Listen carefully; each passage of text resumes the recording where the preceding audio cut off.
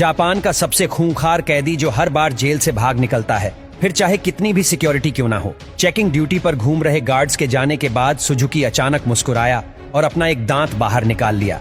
कुछ देर बाद गार्ड्स फिर से चेकिंग करने आए, लेकिन इस बार सुजुकी फरार हो चुका था। उन्हें वहां किसी के मौजूद होने का शक हुआ, लेकिन सुजुकी भी कोई कच्चा खिलाड़ी नहीं था। वो बिना आवाज किए रोशनी से बचता हुआ इधर से उधर छुपता रहा।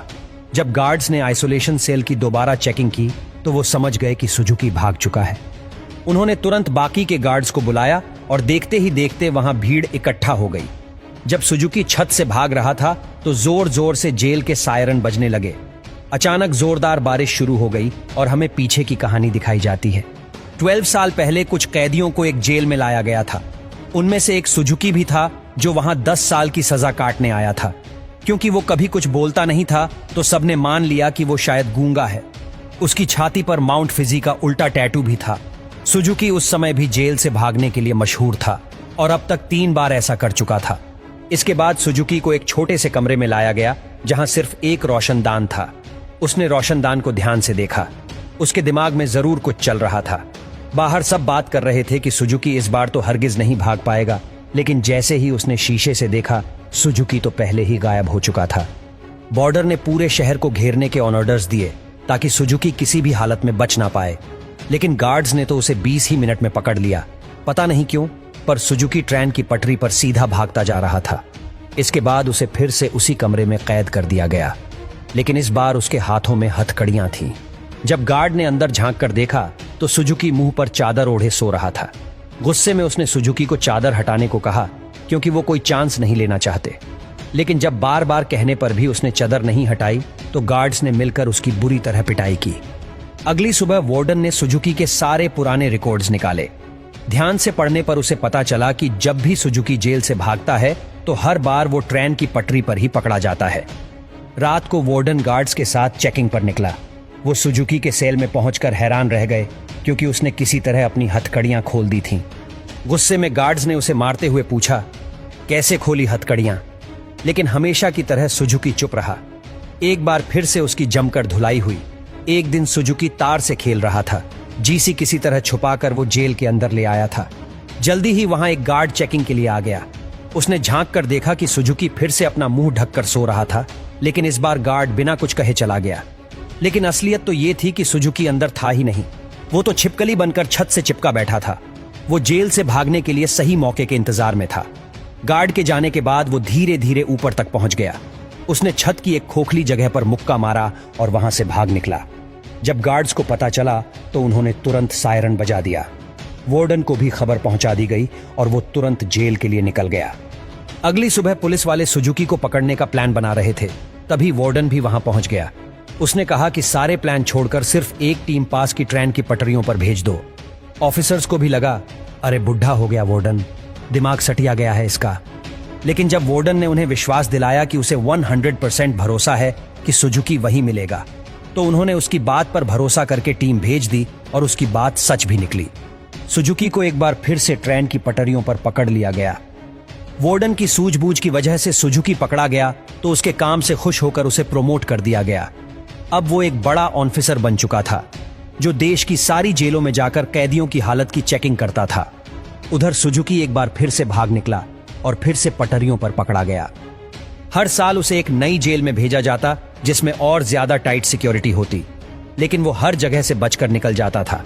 इसी वजह से मीडिया ने उसे स्टार भगोड़े का खिताब दिया और वो पूरे देश में मशहूर हो गया। 12 साल बाद उसे सेंट्रल जेल में लाया गया। यहां पर 10 गार्ड्स सिर्फ उसी पर निगरानी रखने के लिए खड़े थे। उसका कमरा भी पूरी तरह सीमेंट से बना था और दरवाजे पर कई ताले थे। गार्ड्स ने उसकी हथकड़ियों पर कुछ और पेंच कस दिए ताकि इस बार वो उन्हें खोल ना पाए। जाने से पहले एक बार फिर से उसे पिटा। इसी तरह सुजुकी जानबूझकर गार्ड्स से पंगे लेता। वो उसे मारते और फिर वो अपना खून लोहे की सलाखों पर टपकाता। एक दिन गार्ड्स ने उसे इतना मारा कि उसका दांत टूटकर गिर गया, लेकिन सुजुकी ने उसे उठा लिया और उसे देखकर अजीब तरीके से मुस्कुराने लगा। ऐसा लग रहा था जैसे ये सब उसके प्लान का ही हिस्सा है। इसके बाद सुजुकी दीवार पर अपने दांत से कुछ बनाने लगा। फिर एक दिन उसने अपना दांत निकाला और हथकड़ियों के पेंच खोलने लगा। असल में सुजुकी दीवार पर दांत से कुछ बनाता नहीं था, बल्कि वो तो उसे घिस घिस कर तीक्ष्ण कर रहा था। ताकि उसके इस्तेमाल से पेंच खोल सके। हथकड़ियों से आजाद होकर उसने दरवाजे पर जाकर लोहे की सलाखों को धक्का देना शुरू किया। लगातार खून टपकने की वजह से सलाखों पर जंग लग चुका था। कुछ ही पलों में सलाखें टूट गईं और सुजुकी जेल से फरार हो गया। लेकिन कुछ ही देर में गार्ड्स की एक टीम आकर उसे पकड़ कर ले गई। देश की सबसे कड़ी सिक्योरिटी की जेल भी सुजुकी को नहीं रोक पाई।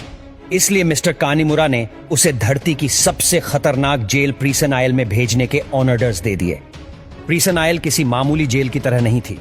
वो समुद्र के बीचों बीच बनी थी, जहां लगातार तेज बहाव रहता था और तो और समंदर शार्क से भरा हुआ था, इसलिए वहां से भागकर बच निकलना एकदम नामुमकिन था। जब सुजुकी वहां पहुंचा तो उसे तुरंत जेल में बंद कर दिया गया। वो कोई कमरा नहीं बल्कि कुछ रोड्स थी, जिन्हें सुजुकी के शरीर के आसपास ऐसे जोड़ दिया गया था जिससे भागना तो दूर वो हिलडुल भी ना सके। उधर कानीमुरा ने जेल की लाइब्रेरी में जाकर सुजुकी के बारे में जानकारी निकालनी शुरू कर दी। उधर जेल में सुजुकी ध्यान लगाकर खड़ा था। अचानक उसने अपने दोनों कंधों को डिसलोकेट कर लिया और उस छोटी सी जगह से सिकुड़कर धीरे धीरे बाहर निकलने लगा। एक कैदी ने उसे ऐसा करते देख लिया, लेकिन वो इतना नशे में था कि कुछ बोल नहीं पाया। उधर कानीमुरा अभी भी अपनी रिसर्च कर रहा था कि जेल के सायरन बजने लगे।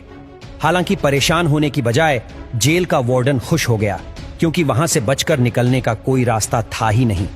ऊपर से आज सारे गार्ड्स को एक कैदी को गोली मारने का मौका मिलेगा। तभी वहां मिस्टर कानीमुरा आ गया। उसने बताया कि सुजुकी असल में अपने बाप को ढूंढने आया है, जो इसी आइलैंड पर कैद है। यह सुनकर सब हक के बक्के रह गए और तभी सुजुकी की असलियत का खुलासा हुआ। असल में अब तक जो हुआ वो उसके प्लेन का हिस्सा था। वो बार बार पकड़ा जाता था ताकि प्रिजन जेल तक पहुंच सके। उसका असली मकसद था उनके पिता को आजाद करना। अंत में सुजुकी अपने पिता से मिला और एक दूसरे को इतने साल बाद देखकर दोनों बहुत रोए। बदकिस्मती से मिस्टर कानीमुरा अपने गार्ड्स के साथ वही आ रहा था, लेकिन उनके पहुंचने से पहले ही सुजुकी उस बूढ़े आदमी के साथ गायब हो गया। सुजुकी ने यहां पहले से ही एक पैराग्लाइडर तैयार कर रखा था। दोनों उस पर चढ़े और दूर उड़ गए। दूसरी ओर मिस्टर कानीमुरा ने एक बूढ़े आदमी से बात करने की कोशिश की, जो सुजुकी के पिता के साथ ही कैद था। तभी उसके माउंट का टैटू उसकी छाती पर देखा। उनका सीधा मतलब यह था कि इतने सालों की कड़ी मेहनत के बाद भी सुजुकी गलत आदमी को लेकर भाग गया था।